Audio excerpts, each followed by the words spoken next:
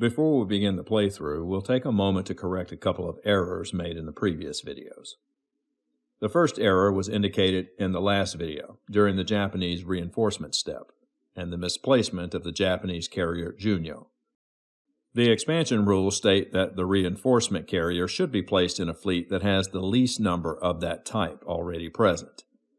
We erroneously placed the Junyo with Surface Fleet 2, which has no other aircraft carrier, when it should be placed with Surface Fleet 1, which has a carrier present.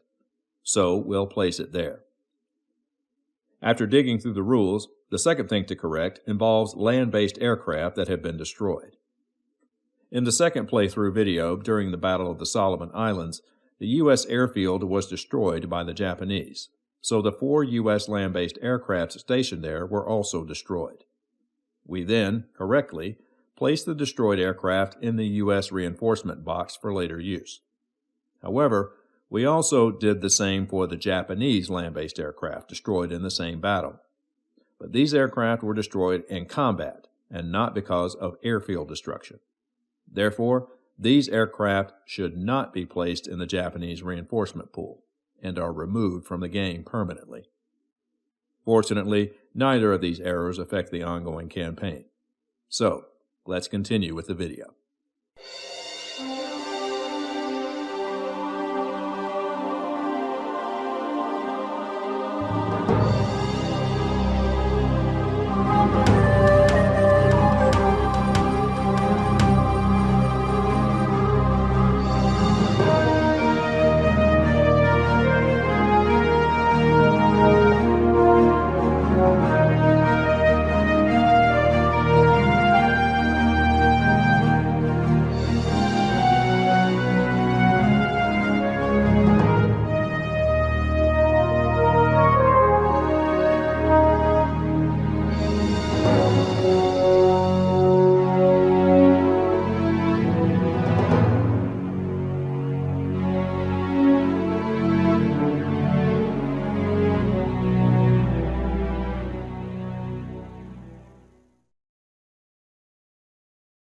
Hey everyone, POINDEXTER here.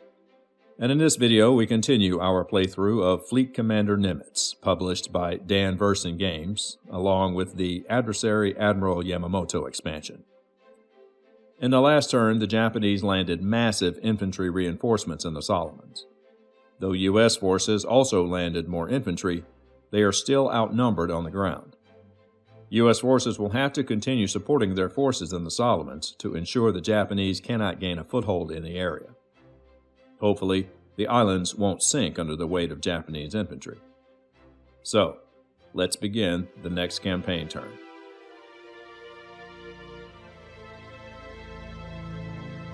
Beginning the sequence of play, we move the turn marker 1 space. This will be the July and August 1942 campaign turn. U.S. supply is next, and we acquire our 21 supply points, placing the supply counter values in the supply points box. We'll spend 2 points to repair the U.S. battalion and the 8th Fighter Group in the Solomons. To repair, we spend half the cost of the force in question.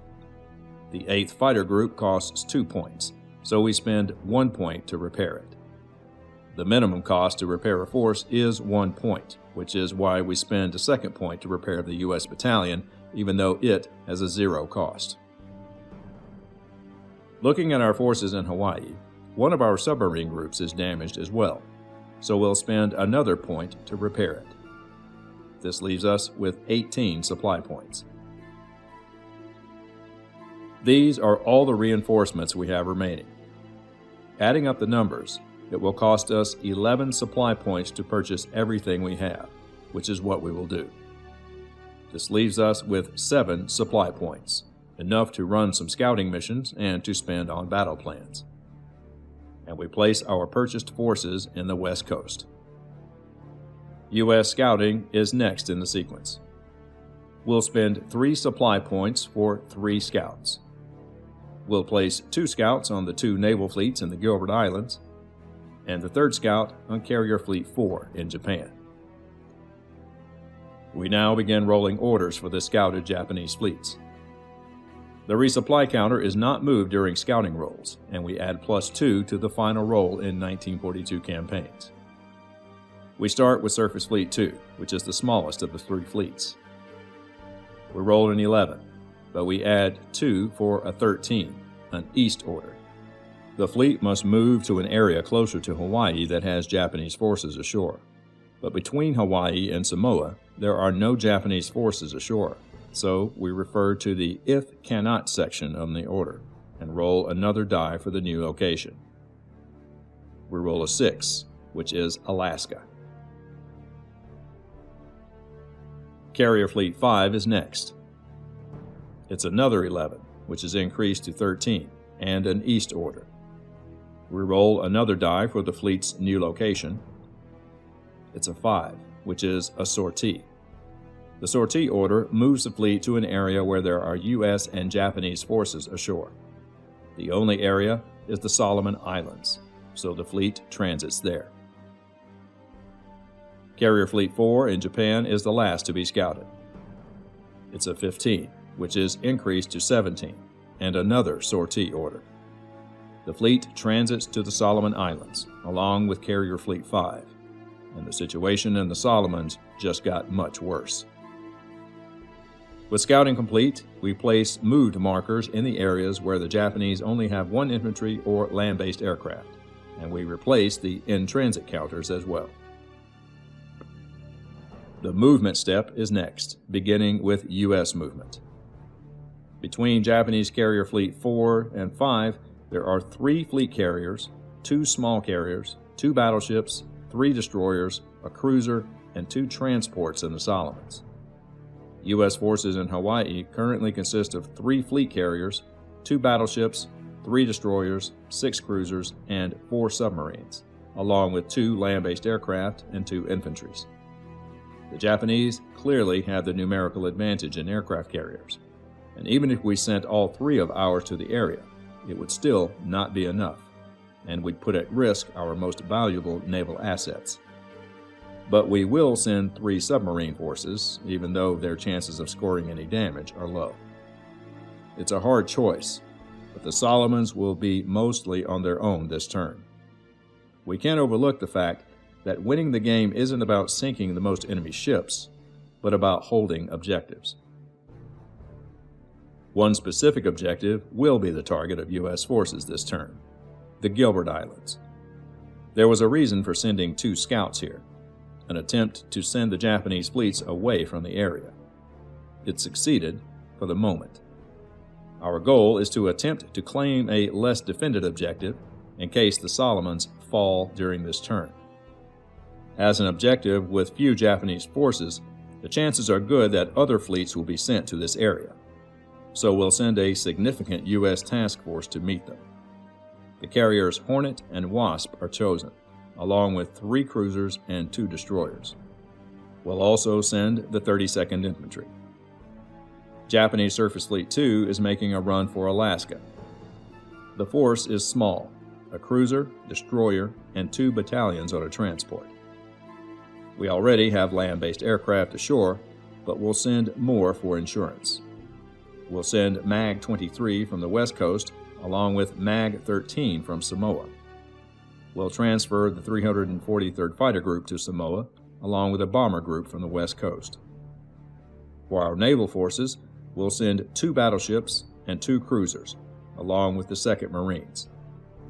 For good measure, we'll send 2 more land-based aircraft, the 49th Fighter Group and 38th Bomb Group, to beef up New Guinea's defenses in case the Japanese decide to move to this area.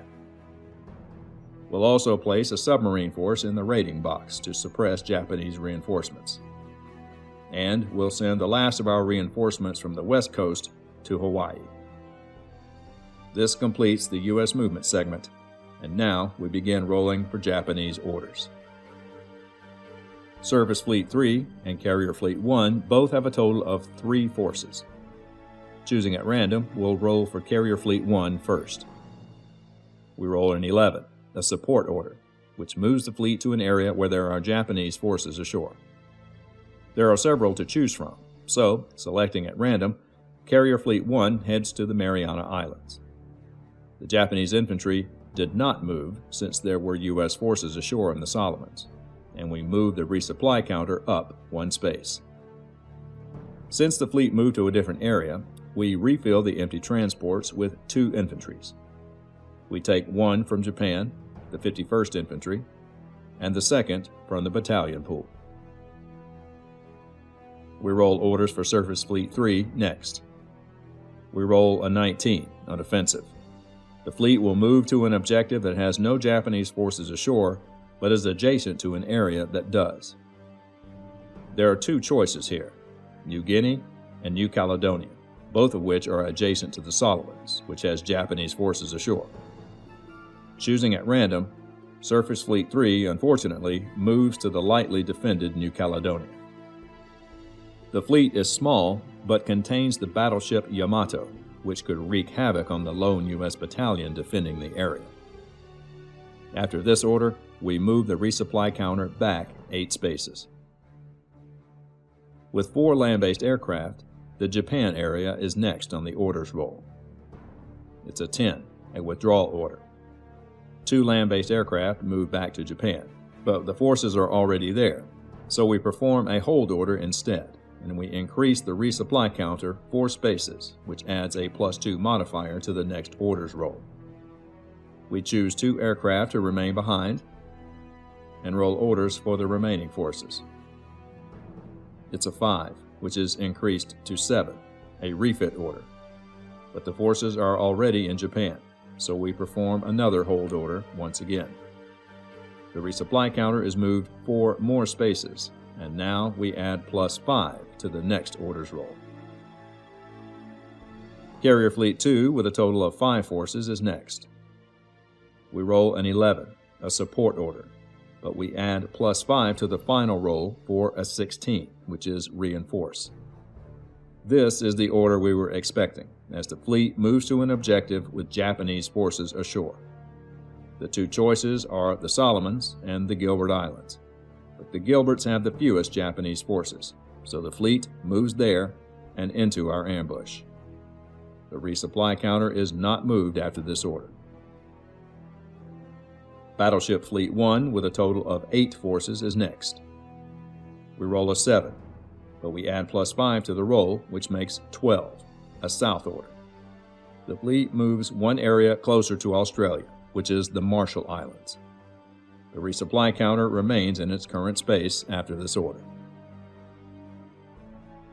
The final area to roll orders for is Iwo Jima, which has 17 forces.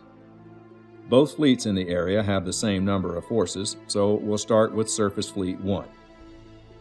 We roll a 13, an east order, but we add +5 to the final roll for 18, a sortie.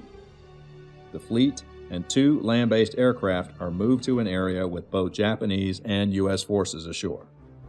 The only area to move to is the Solomons, which is quickly becoming a Japanese fortress. We retreat the resupply counter 4 spaces after this order, and the modifier is reduced to +2 for the next orders roll, which is for Carrier Fleet 3.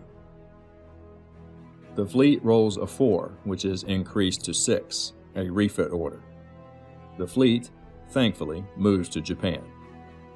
We move the resupply counter up 2 spaces after performing the order. With this last fleet movement, the Japanese orders segment is complete. July and August are going to be very busy months, with 4 battles to be fought.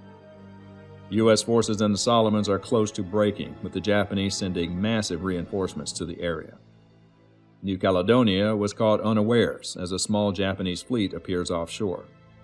But the Gilbert Islands could break in our favor, as U.S. forces, thanks to a lucky hunch, have superior numbers in the area.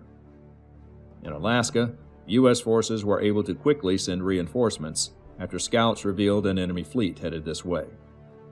Hopefully, it will be enough to keep the Japanese from gaining a foothold this far north.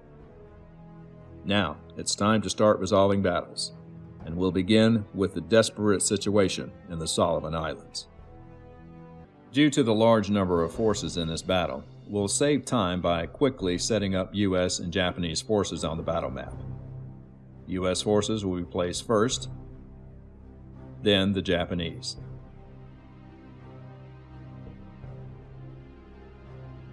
We roll for the number of battle turns. It's a 3, which is 2 turns. Now we determine the number of battle plans the Japanese will draw. The Japanese have 29 forces on the map, so they will draw the maximum 4 battle plans. We now choose our battle plans. We start with 3 battle points, but we'll spend 1 supply point to add 3 more, for a total of 6. We'll take the Leathernecks plan, Sonar, Envelop, and Furball. With the last of our 3 battle points, we'll purchase Engaged, which we'll use to reduce the number of battle turns by 1. If we're lucky, some of our forces may survive 1 battle turn, but most likely won't survive 2. Setup is complete, and the Battle of the Solomon Islands begins.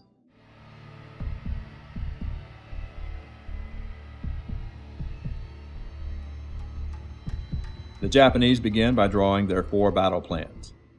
The first is No Contact, which is just fine since we're not planning on going anywhere near the Japanese ocean area. The second is Screening Ship, which stops 1 hit on a carrier. The third plan is First Light, but there are no U.S. ships in the U.S. ocean area. And the fourth plan is Infantry Combat, which is not good, as it adds +3 to the Japanese infantry attack rolls along with a +2 superior value. We move U.S. aircraft next, and our 3 land-based aircraft head to the island in a do-or-die attack against the Japanese infantry. Japanese bomber movement is next. All bombers on an individual aircraft carrier are considered one group. Normally, we would roll a die for each carrier to determine where the bombers would move to. However, there is only one area where there are valid U.S. targets, the island. So all bombers from all Japanese carriers move to this location. Movement of Japanese fighters is next. Just like the Japanese carrier bombers, all carrier fighters on an individual aircraft carrier are considered one group. All land-based fighters are also considered one group. Again, there is only one area where the fighters can move, which is the island. We now begin combat, starting with dogfights. The 8th Fighter Group goes up against 7 Japanese air groups, which will all hit on roll of 8 or less. The P-40s hurl themselves at the aerial armada. The Japanese fighter groups score the equivalent of 8 hits, but the 8th Fighter Group fails to score any hits at all. 8 hits are enough to destroy all 3 U.S. land-based aircraft, eliminating U.S. Air Forces in the Solomons in one massive blow. We skip the AAA segment and proceed to bomb runs. The Japanese carrier bombers attack the U.S. infantry forces. The dive bombers only score 1 hit, and the B-5N bombers score a 2nd hit. We'll play the Leathernecks battle plan to stop one of the hits, with the 2nd hit damaging the U.S. battalion. The torpedo segment is next, and our trio of U.S. submarines prepare their attack on a target-rich environment. And one of our subs scores a hit, but the Japanese play the Screening Ship battle plan, since the hit would have been applied to one of the aircraft carriers, and the hit is ignored. We'll play our Sonar battle plan to re-roll an attack by one of our submarines, and the sub barely misses on a 3. Depth charges are next, and the 3 U.S. submarines are attacked by 3 Japanese ships with the highest depth charge values, which are the Japanese fleet carriers. Fortunately, all 3 attacks miss. The naval gun segment is next, and the 3 Japanese surface forces unload on the U.S. island forces. Both battleship forces score hits. The damaged U.S. battalion is destroyed, and the American infantry receives the 2nd hit. The final segment is infantry, and the Japanese play the infantry combat battle plan, which adds +3 to their attack rolls in addition to a +2 superior value. The 6 Japanese battalions attack first, which hit on a 4 or less. One of the battalions scores 2 hits. The Japanese 38th and 2nd Infantries fire next and score 3 hits between them. The remaining U.S. forces fire back, and all 3 infantries miss. We'll play the envelop battle plan in a last-ditch effort to damage at least 1 Japanese force in this battle. The U.S. Marines go down fighting, but fail to score a hit. The Japanese score the equivalent of 5 hits, which is enough to destroy all the remaining U.S. infantry. With all U.S. forces destroyed on the island, the Japanese claim victory and finally take the Solomon Islands. Our next battle is in New Caledonia. We move the forces to the battle map, placing the U.S. battalion in the foxhole and all Japanese ships in the coastal area, since there are no Japanese carriers in the battle. We roll for the number of battle turns, and it's a 4, which is 2 turns. The Japanese have a total of 3 forces in the battle, so they will draw 1 battle plan per turn. We'll use a supply point to add 3 more battle points for our battle plans. With our 6 battle points, we'll purchase artillery and damage control, which stops 1 hit of any type. With our battle plans in place, let's begin the battle in New Caledonia.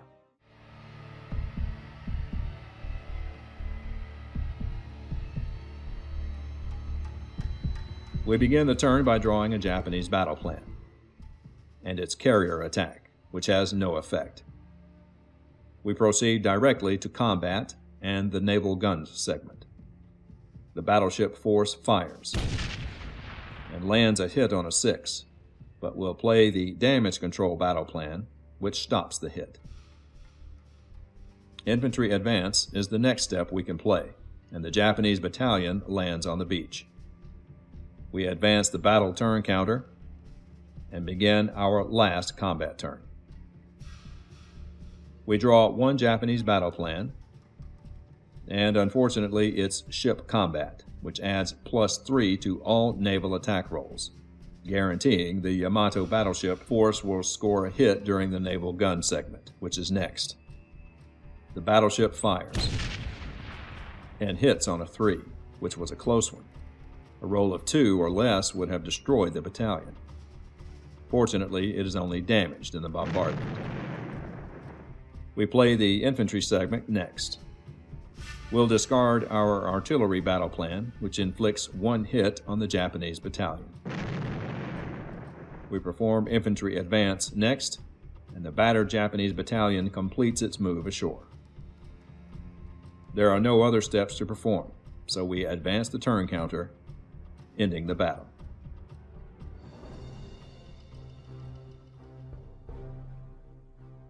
The carrier battle in the Gilbert Islands is next, and, if we're lucky, we'll be able to strike a heavy blow to the Japanese forces in this area.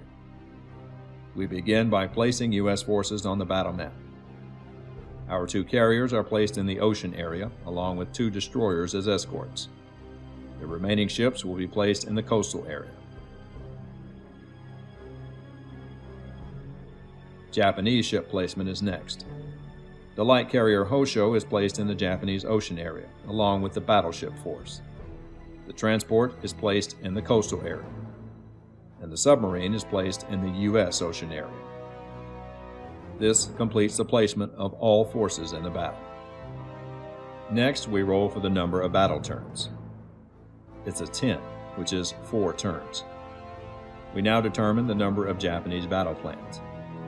The Japanese have a total of 5 forces, so they will draw 2 battle plans per turn. We now choose our battle plans. We start with 3 battle points, but will spend our last 2 supply points to add 6 more, for a total of 9.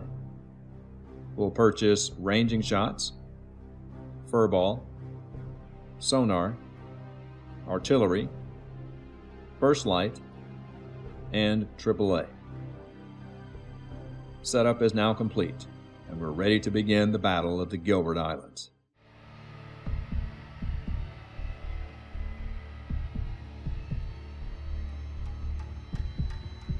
We draw the first Japanese battle plan.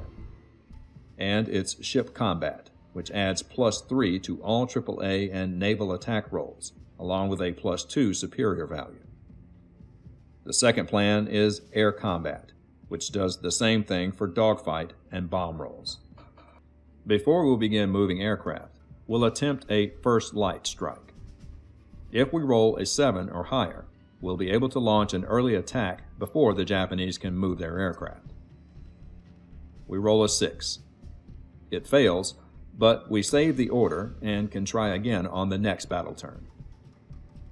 Moving U.S. aircraft is the next step. We'll place one F-4F fighter in the ocean area to fly air patrol over the fleet, and we'll send the remainder of our aircraft to the Japanese ocean area. We now move Japanese bombers. There is only one Japanese bomber in the battle, the D-3A.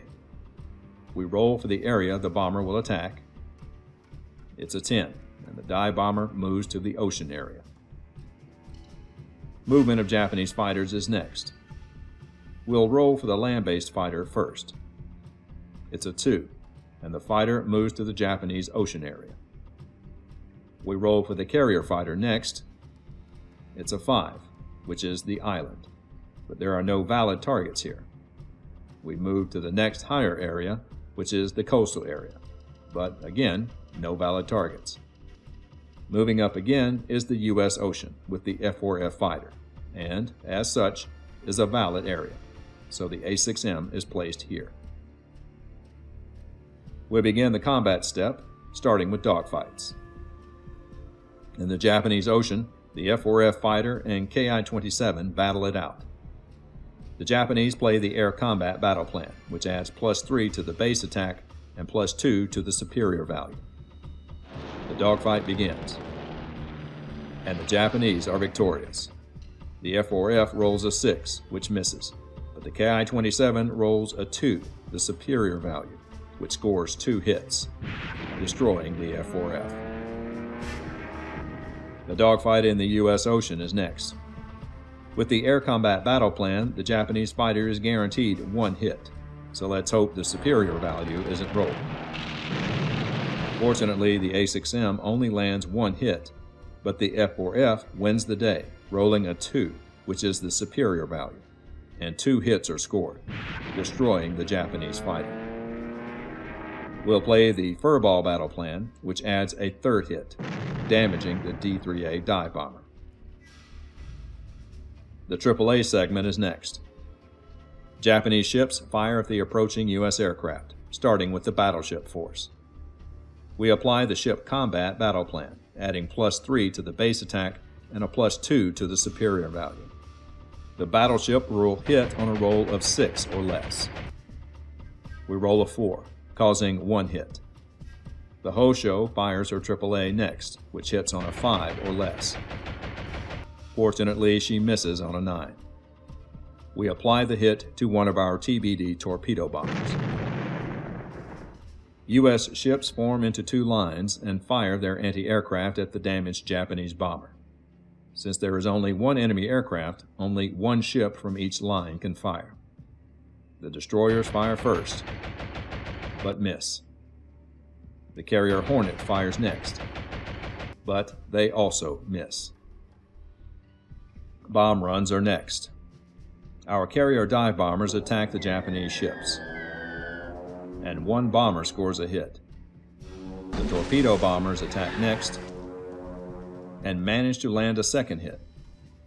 The 2 hits are applied to the light carrier Hosho, which destroys it.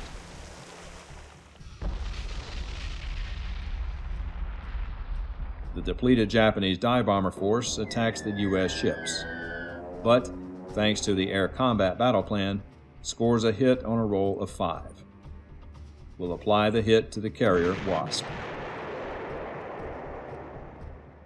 The torpedoes segment is next, and the Japanese submarine fires at the U.S. ships and scores a hit. We'll apply the hit to the Hornet, damaging it. With 2 damaged carriers, we now have no aircraft left in the battle, but the temporary loss of aircraft is worth the attempt to save our aircraft carriers for future battles. Depth charges are next, and one of the destroyer groups attacks the Japanese sub, but misses on a 9. We'll play the sonar battle plan for another depth charge attack, but miss again on an 8. The naval gun segment is next, and only the U.S. surface fleet will be able to attack, since the only Japanese ship in the coastal area is the transport, which cannot fire back.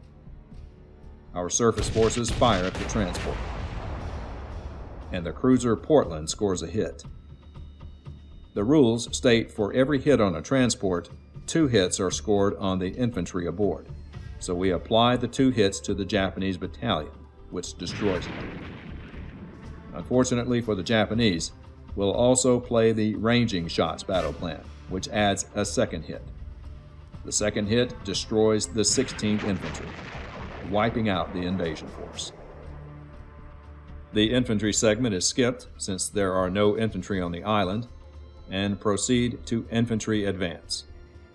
The U.S. 32nd Infantry lands unopposed on the island. We now return aircraft. The 24 Sentai lands on the Japanese airfield, but the carrier aircraft on both sides have no such luck. The lone D-3A arrives to an empty ocean and crash lands in the water. Both U.S. carriers are damaged, forcing the entire air complement to crash land as well. There are no airfield losses to inflict, so we advance the turn counter. We begin the next turn by drawing 2 Japanese battle plans. The first is First Light, which is ignored since the Japanese have no carriers. The second is Artillery, which is also ignored since there are no Japanese infantry ashore. The next step we could perform is moving Japanese fighters, but the lone land-based aircraft has no valid area to move to since there are no U.S. aircraft, so the 24 Sentai remains on the airfield. The next action we can perform is the torpedo segment in the combat step. The Japanese submarine fires at the U.S. ships, but misses on a 7. The depth charge segment is next, and U.S. destroyers attack the submarine, but completely miss on a 10. Naval guns is next, and U.S. surface forces take aim at the Japanese airfield, and the cruiser Phoenix scores a hit. The single hit destroys the Japanese airfield, which in turn destroys the 24 Sentai, clearing the island of Japanese forces. The infantry advance step is next, and the 32nd arrives at the U.S. foxholes. We return aircraft and inflict airfield losses, which we have already done since U.S. surface forces bombarded and destroyed the airfield. And we advance the turn counter, beginning turn number 3. We start by drawing 2 Japanese battle plans. The first is battalion, and we place a new Japanese battalion on the island. It appears not all Japanese forces were wiped out after all. The second plan is attack plan, which adds +1 to all Japanese attack rolls. We move directly to the torpedo segment, and the Japanese submarine uses the attack plan battle plan, adding +1 to their attack value. And the sub doesn't miss this time on a roll of 1. The hit finishes off the carrier Wasp, and U.S. forces have lost their 2nd carrier in the campaign. Depth charges are next, and U.S. destroyers retaliate against the submarine, and miss on a 9. Naval guns is next, and U.S. ships fire at the Japanese battalion, and the cruisers score 2 hits, which destroy the enemy force. There are no other tasks to perform, so we advance the turn counter and begin our last battle turn. The first battle plan is air combat, which has no effect. The second plan is First Light, which also has no effect. We perform the torpedo segment, and the Japanese submarine fires, and misses on a 7. Depth charges are next, and U.S. destroyers get one last shot at the Japanese submarine, but miss on a 5. There are no other steps that can be performed, so we advance the turn counter, and the battle finally ends. The Gilbert Islands are now under U.S. control. The final battle is in Alaska.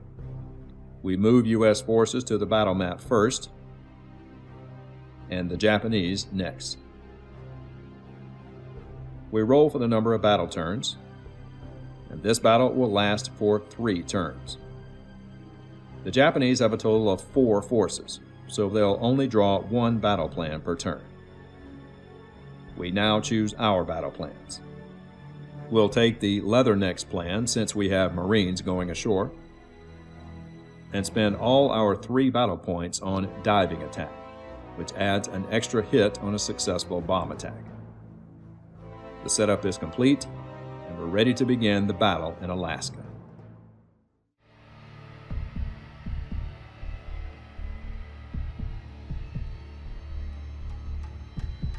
We start by drawing a Japanese battle plan. It's First Light, which has no effect since there are no aircraft carriers in this battle. We move U.S. aircraft next, and all 3 land-based aircraft are sent to the coastal area to bomb the Japanese ships. There are no Japanese aircraft in the battle, so we move to the combat step and the AAA segment.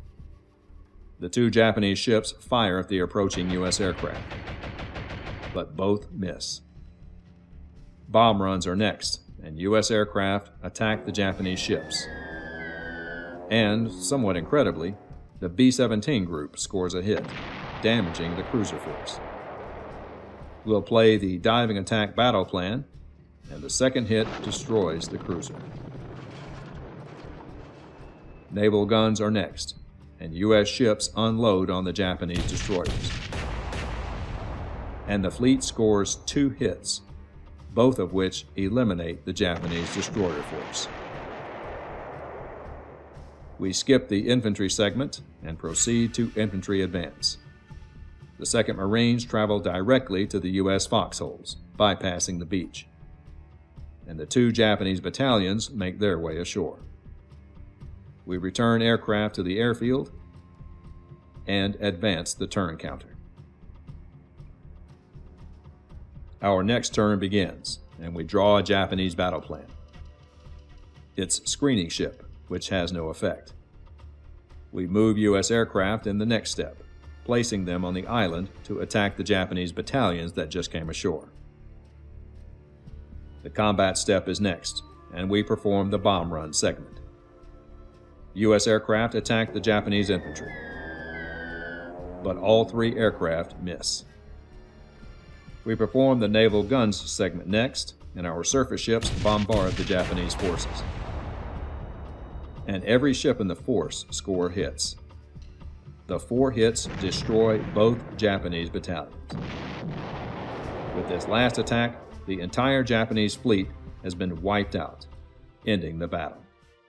U.S. forces are victorious, and Alaska remains firmly under U.S. control. With the destruction of all ships in Surface Fleet 2, we remove the fleet counter from the map, temporarily at least. If the fleet manages to gain a reinforcement ship, we will activate the fleet once again.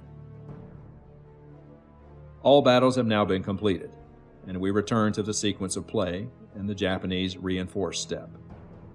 We add +1 per resupply order, which is currently on the 6 space, so we add +6 to the final amount.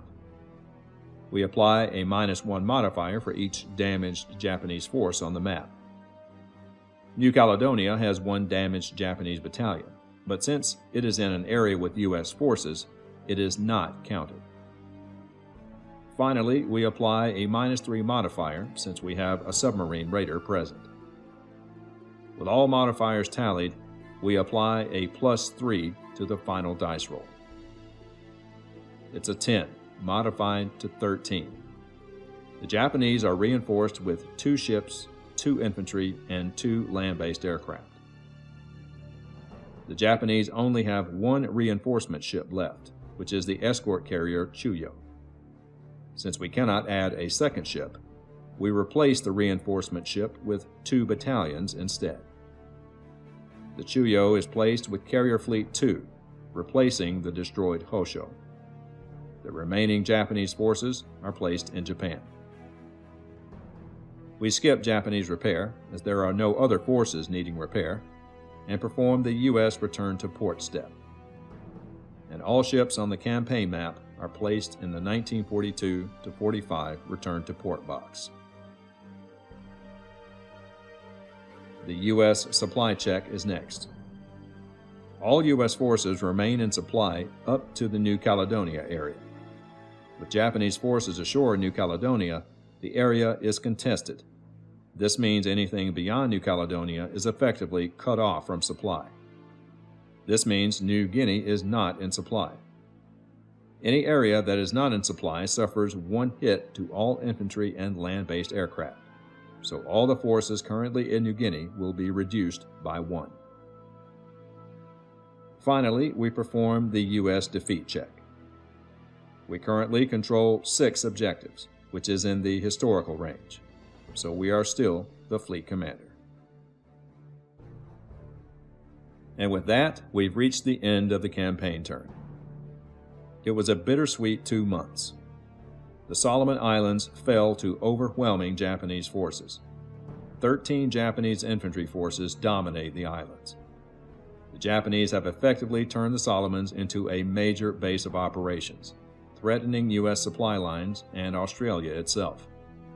They also managed to slip a small force into New Caledonia, but not enough to completely take over the area. However, the area is contested. The Japanese have blocked all supply lines running to New Guinea, and the Allied forces located there struggle to remain in supply. But there were bright spots during these 2 months. U.S. forces managed to take another objective in the Gilbert Islands. Though the U.S. forces had numerical superiority and 2 aircraft carriers, the Japanese displayed their quality despite their meager forces and managed to sink another U.S. carrier while damaging the other. Still, U.S. forces took control of the objective, costly though it was. But the battle in Alaska was the high point of this turn. Thanks to the efforts of our scouts, U.S. forces managed to intercept a Japanese surface fleet and destroy it, removing it from the game entirely. All in all, U.S. forces took some tough losses, but still managed to hold on to 6 objectives. With 2 more turns to go, let's hope U.S. forces can continue to hold the line.